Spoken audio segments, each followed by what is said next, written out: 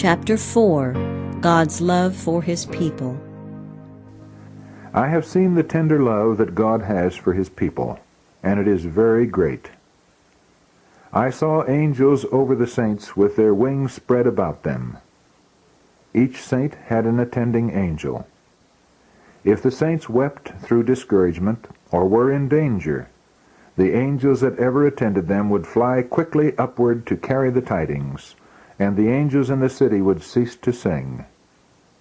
Then Jesus would commission another angel to descend to encourage, watch over, and try to keep them from going out of the narrow path. But if they did not take heed to the watchful care of these angels, and would not be comforted by them, but continued to go astray, the angels would look sad and weep. They would bear the tidings upward, and all the angels in the city would weep, and then with a loud voice say, Amen. But if the saints fixed their eyes upon the prize before them, and glorified God by praising Him, then the angels would bear the glad tidings to the city, and the angels in the city would touch their golden harps and sing with a loud voice, Alleluia!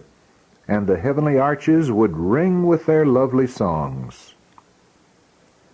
There is perfect order and harmony in the holy city. All the angels that are commissioned to visit the earth hold a golden card, which they present to the angels at the gates of the city as they pass in and out. Heaven is a good place. I long to be there, and behold my lovely Jesus, who gave His life for me, and be changed into His glorious image. Oh, for language to express the glory of the bright world to come! I thirst for the living streams that make glad the city of our God. The Lord has given me a view of other worlds. Wings were given me, and an angel attended me from the city to a place that was bright and glorious. The grass of the place was living green, and the birds there warbled a sweet song. The inhabitants of the place were of all sizes. They were noble, majestic, and lovely.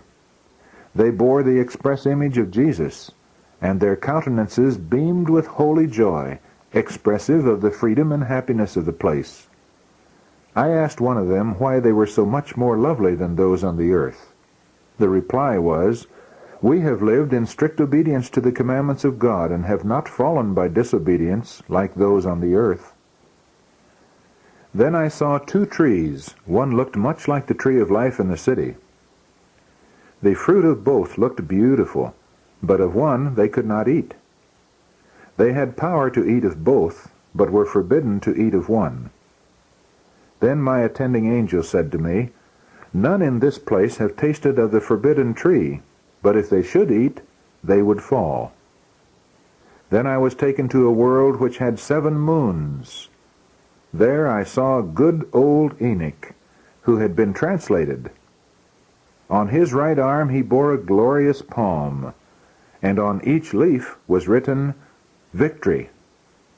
Around his head was a dazzling white wreath, and leaves on the wreath, and in the middle of each leaf was written, Purity.